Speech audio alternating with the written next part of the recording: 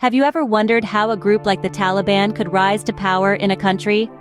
A question that takes us back to September 1994, during the throes of the Afghan Civil War.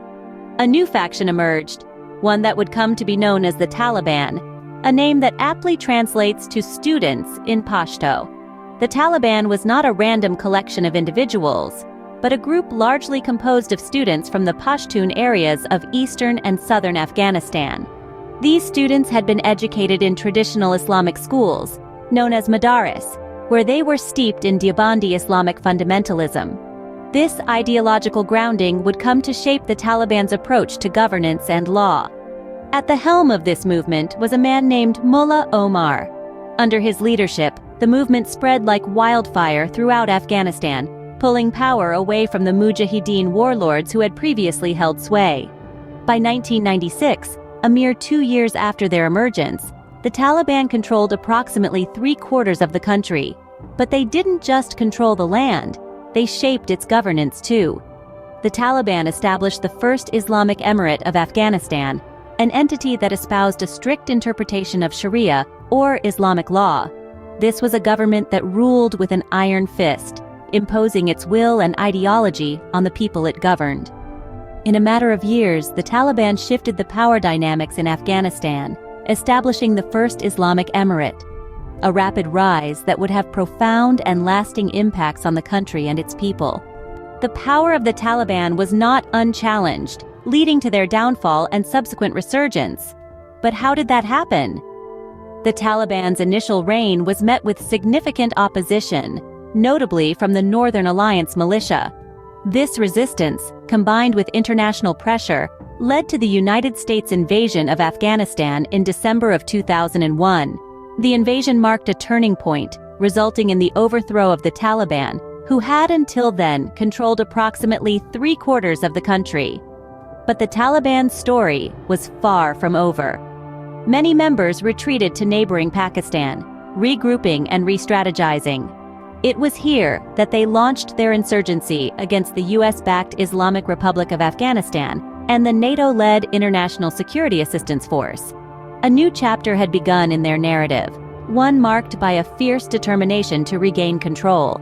In May 2002, exiled members of the Taliban formed the Council of Leaders, based in the city of Quetta in Pakistan.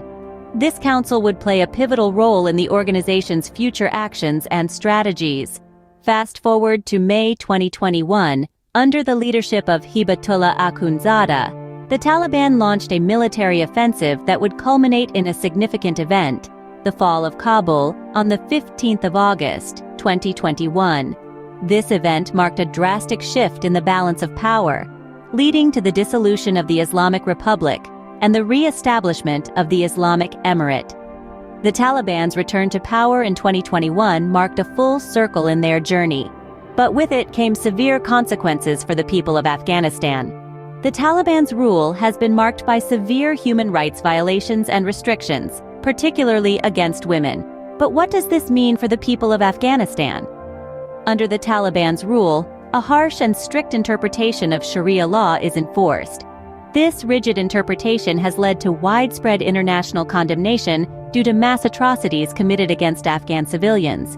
The Taliban's interpretation of Islamic law has not only brought about acts of violence, but also instigated rampant discrimination against religious and ethnic minorities. The world watched in horror as the Taliban denied desperate civilians of UN food supplies, leading to increased starvation and suffering. The Taliban's reign has also seen the destruction of cultural monuments. These acts of cultural genocide have wiped away centuries of Afghan history, culture, and heritage.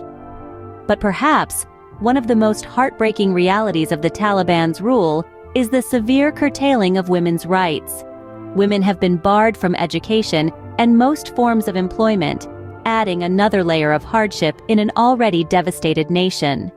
The requirement for women to wear head-to-toe coverings, such as the burqa, and the prohibition of women traveling without male guardians, are just a few examples of the oppressive rules imposed on Afghan women. These restrictions have not only robbed Afghan women of their basic human rights, but also their identities, voices, and freedoms. Now, in 2023, as the Taliban return to power, these oppressive policies are re-emerging. Women are once again being denied their right to education and work. The world watches as history repeats itself, and the people of Afghanistan are once again forced to live under the Taliban's draconian rules. As the Taliban return to power, the people of Afghanistan face a future filled with uncertainty and fear.